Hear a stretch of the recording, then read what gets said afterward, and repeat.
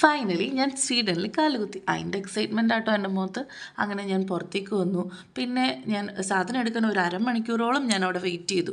അത് കഴിഞ്ഞിട്ടാണ് എനിക്ക് സാധനം കിട്ടി. അത് കഴിഞ്ഞ് ഞാൻ പുറത്തേക്ക് പോയി. പിന്നെ ഞാൻ മുംബൈയിൽ നിന്ന് കുറച്ച് ഡോളറായിട്ട് കൺവേർട്ട് ചെയ്തിട്ടുണ്ടായിരുന്നു, നമ്മുടെ ഇന്ത്യൻ റുപ്പി. പിന്നെ അതിവിടെ വന്നിട്ട് സ്വീഡിഷ് മണിയായിട്ട് കൺവേർട്ട് ചെയ്തു.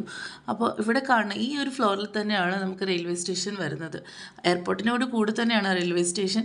അങ്ങനെ ഞാൻ മണി ചേഞ്ച് ചെയ്തിട്ട് നേരെ പോയത് സിം എടുക്കാനാണ്. ഇവിടെ ഫ്രീ സിമ്മാണ്, പക്ഷേ നമുക്ക് ഈ ഒരു റീചാർജ് ചെയ്താലേ നമുക്ക് കോൾ ചെയ്യാൻ പറ്റുള്ളൂ. അവിടെ തന്നെ വെച്ച് എല്ലാം ഓക്കെ ആക്കിയിട്ട് ഞാൻ വീട്ടിലോട്ട് വിളിച്ചിട്ടാണ് അവിടെ നിന്ന് പോകുന്നത്.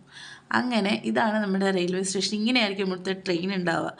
വേറൊരു മോഡലും ഉണ്ട്. എൻ്റെത് ഇങ്ങനത്തെ അല്ലായിരുന്നു, വേറൊരു മോഡൽ. ഒരു സ്റ്റെപ്പ് കൂടെ കയറണം. അങ്ങനെ ഞാൻ എങ്ങനെയൊക്കെയോ കയറി. എന്നൊരു ആഫ്രിക്കൻ ആണ് എന്നെ ഹെൽപ്പ് ചെയ്തത്, ഒരു നല്ലൊരാളായിരുന്നു. പിന്നെ അവിടുന്ന് ടാക്സി പിടിച്ച് വേണം എൻ്റെ സ്ഥലത്തോട്ട് പോകാൻ. അങ്ങനെ ഞാൻ ടാക്സി പിടിച്ച്